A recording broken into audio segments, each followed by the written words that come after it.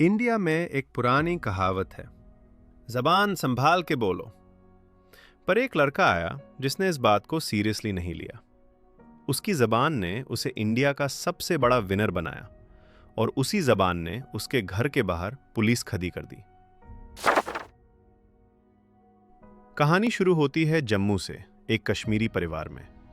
किसी रीजन उन्हें कश्मीर से अपना घर छोड़ना पड़ा और वो हैदराबाद आए समय रैना के पापा का एक छोटा सा ड्रीम था कि उसका बेटा हैदराबाद के सबसे बड़े स्कूल में जाए।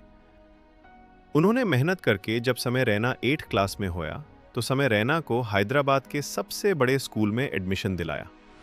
पर उस स्कूल में समय की जमीन ही समय को गोरा होने के कारण रस्सीचम झेलना पड़ता था। पूरे स्कूल में वो सबसे अलग था। स्कूल में सब तेलुगु बच्चे थे और स्कूल के बाद करियर की असली प्रिंटिंग शुरू हुई पुणे में।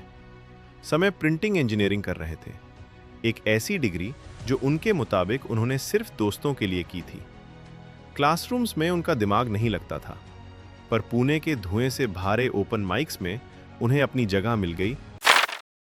2020 कोरोना पेंडेमिक का टाइम, पूरी दुनिया बंद हो गई। स्टैंड अप के स्टेजेस सूने पड़ गए। जहां बाकी कॉमेडियंस पुराने वीडियोस अपलोड कर रहे थे, समय ने अपना लैपटॉप खोला और एक बोरिंग गेम खेलना शुरू किया, चेस। लोगों ने कहा, कॉमेडी कौन करेगा? समय ने कहा, मैं चेस को ही कॉमेडी बना दूंगा। उन्होंने सागर शाह के साथ मिलकर वो कर दिखाया जो बड़े बड़े स्पोर्ट्स चैनल्स नहीं कर पाए। चेस कूल हो गया। लोग कॉमेडियंस ऑन बोर्ड के लिए पागल होने लगे। समय रैना अब सिर्फ एक कॉमेडियन नहीं, एक कम्युनिटी लीडर बन चुके थे। समय तन्मय भट्ट के साथ केबीसी में भी गया, हॉट सीट पर बैठा और अमिताभ बच्चन को खूब हंसाया। और समय अमिताभ बच्चन को खूब भया और केबीसी के हेड ने तो समय से उसका नंबर भी ले लिया और बोला, अगर कोई परेशानी हो तो मुझे जरूर याद करना। लेकिन हर ऊंचाई के साथ एक गहरी खाई आती है। समय की गांडू फिलॉसफी कि मैं वही बोलूंगा जो मुझे लगता है, उन पर भरी पड़ने लगी। पहले एक अबॉर्शन ट्वीट पर हंगामा हुआ, जहां उन्होंने अपनी ऑडियंस का एक बड़ा हिस्सा खो दिया। पर सबसे बड़ा धक्का अभी आना बाकी था। बियर बाइसेप्स के साथ इंडियाज गॉट लेटेंट का वो एक एपिसोड, एक ऐसा जोक जो रणवीर ने 8 बार पूछा था और समय ने सिर्फ एक बार एडिट में छोड़ा। Result 3 FIR, police calls. Episodes delete करने का प्रेशर। समय बताते हैं कि उनका एडिटर पुलिस स्टेशन में था और वो खुद US में अपने करियर के सबसे बड़े टूर की तैयारी कर रहे थे, जबकि उनका एम्पायर बिखर रहा था। अमेरिका लैंड करते ही समय को लगा था कि वो वर्ल्ड कॉन्कर करने आए हैं। 50,000 टिकट्स बिक चुके थे। पर जैसे ही फोन ऑन हुआ, नोटिफिकेशंस ने बॉम्बार्डमेंट शुरू कर दी। इंडिया में बियर बाइसेप्स वाला एपिसोड वायरल हो चुका था और लोग समय को जान से मारने को तैयार बैठे थे। टेंशन इतनी थी कि नींद नहीं आ रही थी। समय और उनका बेस्ट फ्रेंड बलराज, जो अपने 2 बच्चों को छोड़कर समय के साथ घूम रहा था, सियाटल के एक होटल में बैठे थे।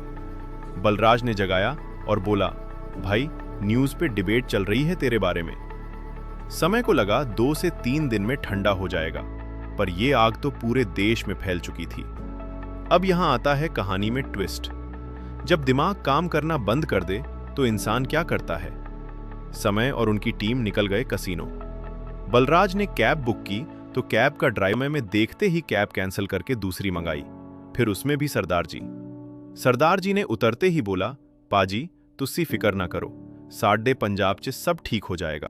टेंशन भुलाने के लिए उन्होंने पोकर खेलना शुरू किया और वहां उन्हें मिला एक और इंडियन बंदा, गुजराती भाई। उन्हें घंटा फर्क नहीं पड़ रहा था कि इंडिया में क्या FIR हुई है। वो बस समय को देखकर खुश थे कि एडिटर को उठा रही थी। एक बुरी चीज हुई कि मुंबई पुलिस का कॉल आया। उन्हें सारे एपिसोड्स हटाने का ऑर्डर मिला। समय ने पहले डेमोक्रेसी और फ्री स्पीच की बात की, पर जब पता चला कि उनका एडिटर 20 पुलिसी वालों के बीच बैठा है जो एक एक एपिसोड देखकर नोट्स बना रहे हैं, तो समय ने सरेंडर कर दिया। समय कहते हैं, इससे पहले वो राखी सावंत वाला एपिसोड देखते, मैंने खुद ही डिलीट मार दिया। वो शो जिसने 4 करोड़ यूनिक डिवाइसेस का रिकॉर्ड बनाया था, उसे अपने हाथों से डिलीट करना उनके लिए मौत बराबर था। पर यह उनका सैक्रिफाइस था अपनी टीम। फिर जब समय अपने अमेरिका के सारे शोज अच्छे से करके इंडिया वापस आता है, तो समय को लगता है कि बाहर मीडिया होगी इंतजार में, खड़ी पुलिस वाले अरेस्ट करने को ताड़प रहे होंगे। मीडिया सवालों का पहाड़ लेकर बीएस समय के ऊपर कुड़ पड़ेगी। पर ऐसा कुछ नहीं हुआ, क्योंकि उसी दिन इंडिया में एक और कांड हो चुका था। तो जब इंडिया में सब ठंडा हुआ, समय ने रुख किया ऑस्ट्रेलिया का। वहां सोल्ड आउट शोज ने उन्हें वो कॉन्फिडेंस वापस दिया जो एफआईआर्स ने छीन लिया था। उन्होंने समझ लिया कि उनकी असली ताकत ट्विटर के ट्रॉल नहीं, वो ऑडियंस है जो उनके एक जोक के लिए घंटों लाइन में खड़ी रहती है। Ladies and gentlemen, please welcome on stage Saman